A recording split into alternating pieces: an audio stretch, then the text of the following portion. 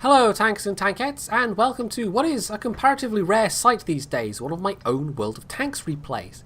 Now this is quite recent, it's from about a week and a half ago, something like that, when I was with Seafalcon and Snooze on the stream, and we played tier 10s the entire evening, and I played this tier 10 the entire evening because I just hadn't touched it in a while, and after the first couple of games I was like, oh, I'd forgotten quite how good this gun is. I'm just going to stick with this, and this is probably the best game that I personally had in the evening, damage-wise.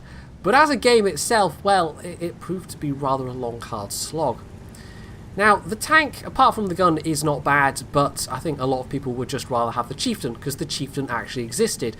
Whereas this thing is basically fictional. It's made up by wargaming, because reasons. I mean, maybe at the time when they were doing the British heavy tree, they didn't think the Chieftain would fit, or they just couldn't get access to a Chieftain, or whatever. But of course the Chieftain has been modelled, we know that. The Chieftain exists as a playable tank, but Wargaming, having announced they were going to replace this for the Chieftain, they then changed their minds, and now everybody's just slightly annoyed by the whole affair, I expect. Anyway, enough about the tank. Now, a couple of our tanks, teammates, have actually crossed the river, and the rest of us have come over to this side.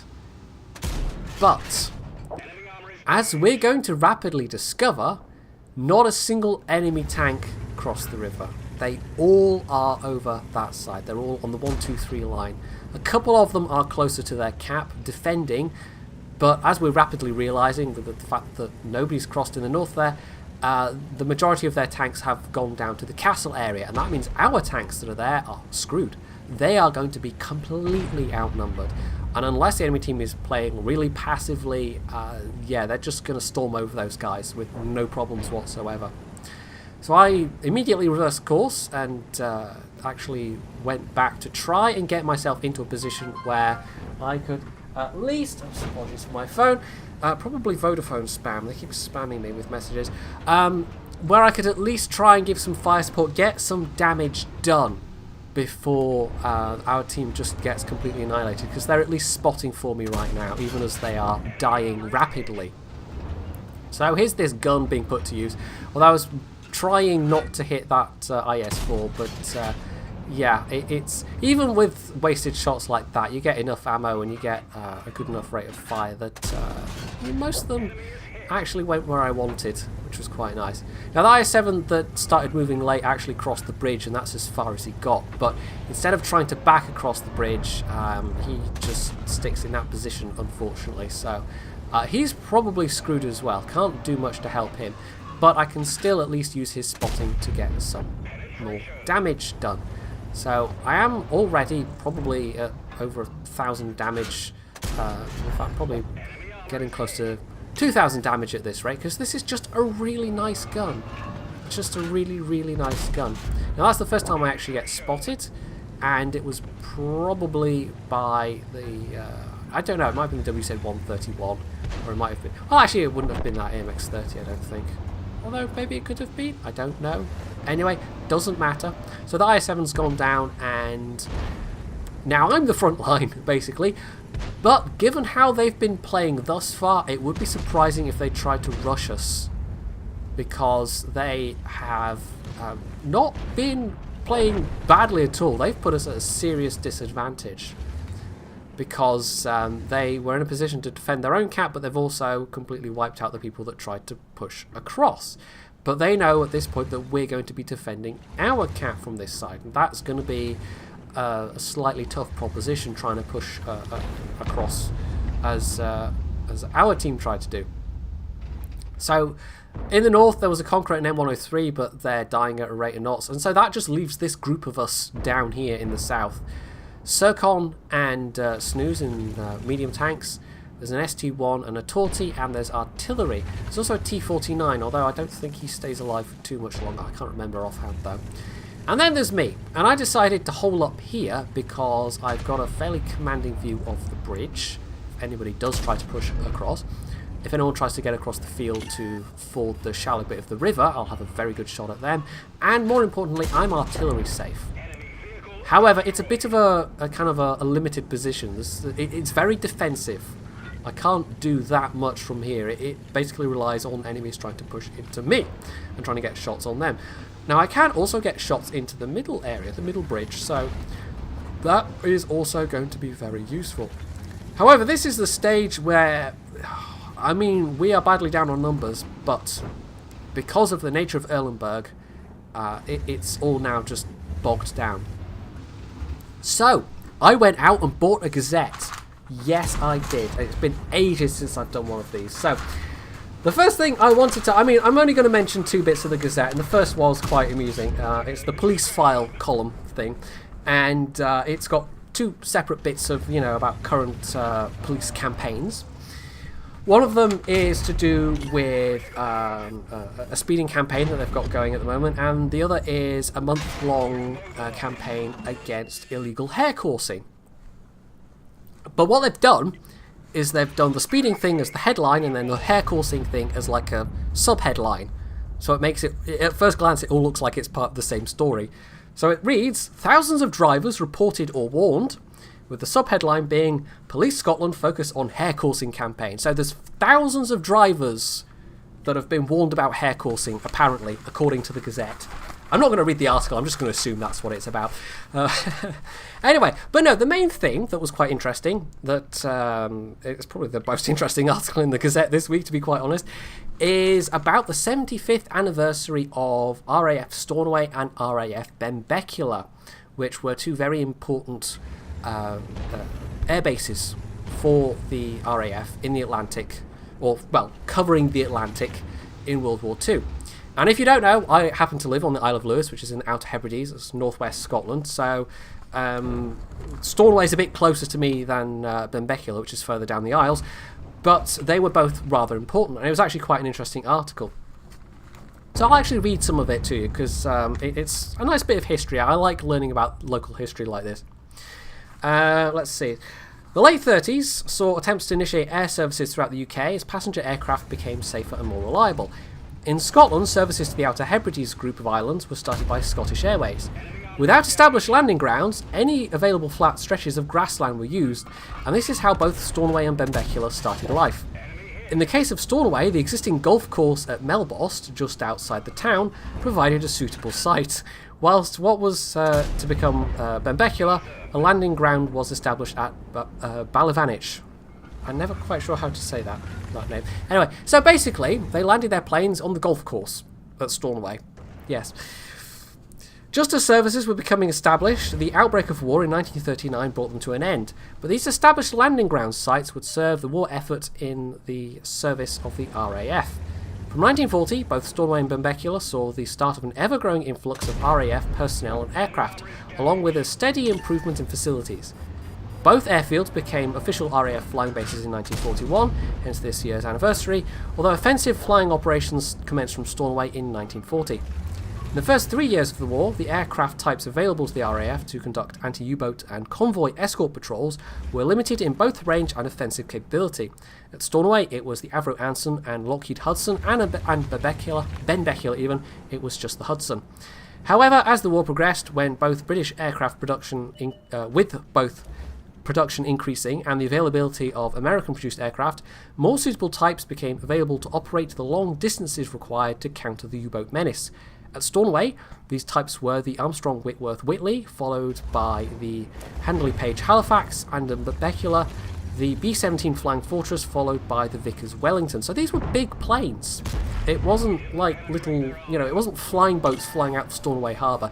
In fact, they did have flying boats like Sunderland's and possibly 1 or 2 other types on those Atlantic patrols as well, but I think they actually came out of more mainland bases.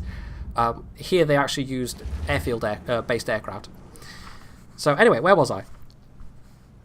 Whilst throughout the war years, Benbecula's based aircraft concentrated on patrols out into the North Atlantic, Stornoway aircraft initially flew patrols covering the east and west coast of the Hebrides and areas north towards Iceland, so they did range out quite far. Later in the war, Stornoway-based aircraft operated off the Norwegian and Danish coasts, attacking German shipping and submarines. The personnel and aircraft based at both Stornoway and Mbekula made a significant contribution to this country's war effort and final victory. So this was, these were the most Western Atlantic airfields that the RAF had. They were quite important. I don't think they really had, they would have had to fly the extra miles from mainland, basically. So having these air bases was, let's see, there's a bit more about the post-war history. I mean, post-war, they both continued to be RAF bases until the 50s, early 60s. And, again, quite important in the kind of early Cold War, and they had, I think, various maritime patrol aircraft here. But at Stornoway in particular, because it was a fairly important NATO sort of airstrip, they actually still had an RAF. It wasn't quite a full airbase, but they had an RAF presence here that ended in 1998. And they actually, that was the year I moved to the island. They actually had, I think it was a Phantom at the entrance to the airport. And I just remember that the first year I was here, and it was sort of that was all just being dismantled, and there's all the RAF prefab buildings out near the airport. So yeah, there's still the kind of the shadows of the RAF here today. But it is still quite a long airstrip, because it's like the Falklands. It's a dual use, and they do still even today, the RAF they practice with this airfield and practice making approaches, and you actually see the Tornadoes all the time making practice approaches, because if there's an issue when they're on patrol, this is one of the airfields they can use, one of the airports they can use that has a long enough runway, because it was for a large part of its lifetime it was sort of dual purpose, both commercial aircraft and military aircraft. So even relatively large jet passenger aircraft can actually land at Stornoway, even though it's serving not the biggest community in the world, but it's still a reasonably important airport today in that particular regard. Anyway, the denouement of this battle is rapidly approaching. Now, I decided at this point to try and group up more with Circle and Snooze, because they'd been pinning the north end down for quite a long time, and then they'd actually had to fall back. Circon actually has gone way on the offensive in his STB. He's far behind enemy lines at this point. Snooze is defending, and actually the T-49 is still alive, so I was dead wrong about that. But I wanted to come help Snooze, because if he gets rushed from the north, then he's going to be in trouble, because he's just in a fragile Leo 1. And if I was still jammed up against that house, my capacity to help him out would have been very limited. So Circon's shooting people from the back right now.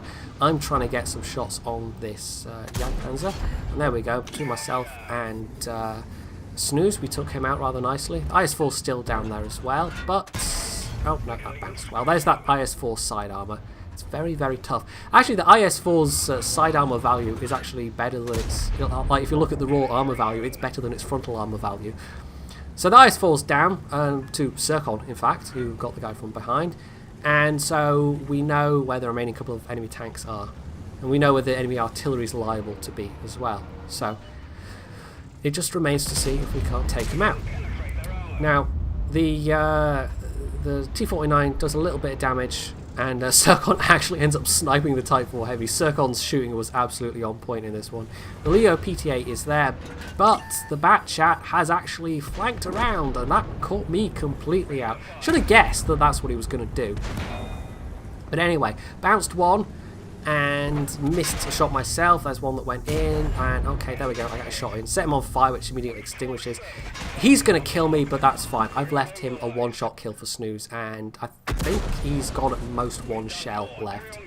So, aside from artillery, this is the last enemy tank to actually take out. And there we go, and Circon actually just about to take out Artie as well. So this was a real slog. This was an absolute grinder of a match. And it initially looked like we were kind of stuffed because we lost so many allies early on. But because of the nature of Erlenberg, I mean, that's how we lost those allies. The enemy team were able to just mop up like over a third of our team. We lost 6 tanks in the first 4 minutes. But we were then able to use that exact same nature of Erlenberg to our advantage to establish defensive positions, and it worked out rather nicely. Now, I actually did the most damage at nearly 4,700, but as you can see, 4,100 of that was from a distance of more than 300 meters, so that's why my score is quite a bit worse than the damage would actually suggest. But that's that gun in action, though. 30 shots fired, 21 hits, 14 pens. So most of, like 2/3 of what I fired actually hit. Not all of it actually penned, but it's a really nice gun on this tank. And it probably would be a really nice gun on the Chieftain as well, if and when we ever do get that into the game.